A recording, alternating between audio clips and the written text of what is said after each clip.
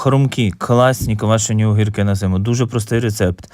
Беремо огірки, в кожну банку накладаємо по 7-8 зубчиків часнику.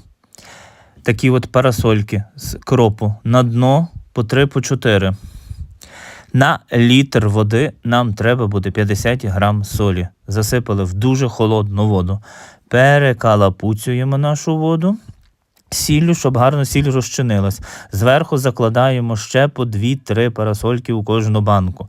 Заливаємо холодною водою, закручуємо кришку, ставимо в холодне місце на 2-3 дні. Через 2-3 дні докручуємо кришку, відправляємо в підвал і огірки готові. І цілу зиму смакуємо супер хрусткими огірочками. Не дякуйте, а підписуйтеся.